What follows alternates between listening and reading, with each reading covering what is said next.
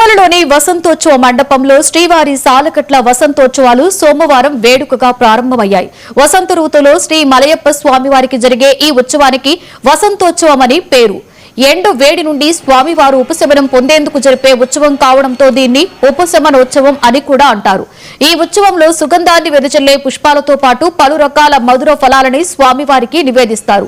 ఈ వేడుకల కోసం వట్టివేరుతో ఆకర్షణీయంగా మండపాన్ని రూపొందించారు.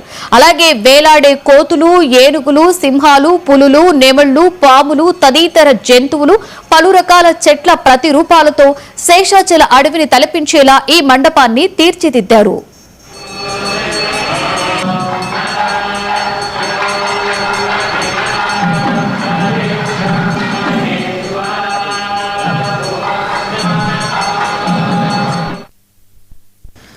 ఉదయం 6:30 శ్రీదేవి భూదేవి సమేతంగా శ్రీ మలయప్ప స్వామి 4 మాడవీధుల్లో ఊరేగింపుగా వసంత మండపానికి వచ్చారు.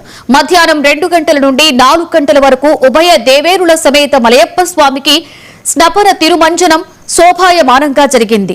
ఆర్ఘ్యపాద నివేదనతో భాగంగా పాలు, పెరుగు, తేనె, కొబ్బరి నీరు, పసుపు, గంధంతో అభిషేకం జరిపారు.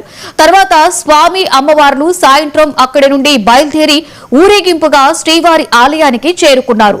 ఈ కార్యక్రమంలో Peddajeeyar Swami, Chinnajeeyar Swami, TTD EO M Ravichandra, board సభ్యులు బారు ప్రకాష్ రెడ్డి, అదనపు ఈవో సిహెచ్ వెంకయ్య చౌదరి, ఆలయ డిప్యూటీ ఈవో లోకనాథం, ఇతర అధికారులు, విశేషంగా భక్తులు పాల్గొన్నారు.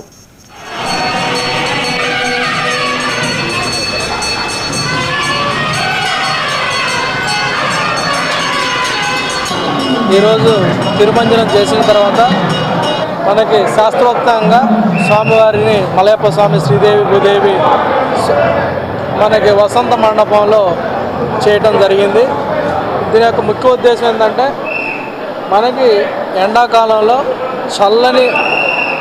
చల్లగా వాతావరణం ఉండాలి, చల్లగా ఉండాలి అని ఆ సాంప్రదాయంలో మండపాన్ని కూడా మనకి అలా విధంగా మనకి అలంకరించడం జరిగింది. అలానే రెండో రోజు రేపు రథోత్సవం జరుగుతుంది 8 గంటలకి. అలానే మూడో రోజు 1వ తారీఖు మనకి త్రేతాయుగం, ద్వాపరయుగం, కలియుగం 3 యుగాలకు సంబంధించి శ్రీరామచంద్రుడు, శ్రీకృష్ణ భగవానుడు, అలానే మలయప్ప స్వామి ముగ్గురికి సంబంధించి కూడా ఒకేసారి వసంత మండపంలో ఉత్సవాలు చేయటం జరుగుతుంది. అంతా కూడా చాలా శాస్త్రోత్వంగా అందరూ కూడా భక్తి శ్రద్ధలతో అందరూ కూడా పార్టిసిపేట్ చేసి చాలా ఘన విజయం, చాలా మంచిగా చేశారని చెప్పవచ్చు. ఇదంతా కూడా మీరు అందరూ కూడా చూశారు. వసంత మండపమే వసంతోత్సవాలకు మాత్రమే ఎక్స్క్లూజివ్గా మనం వాడటం జరుగుతుంది. ఇది ఏ రకమైన మిగతా వాటికి కూడా ఇవ్వడం జరగదు.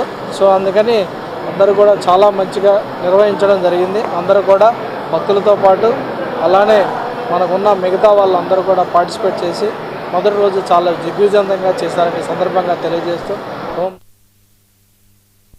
మంగళగిరి టీడీ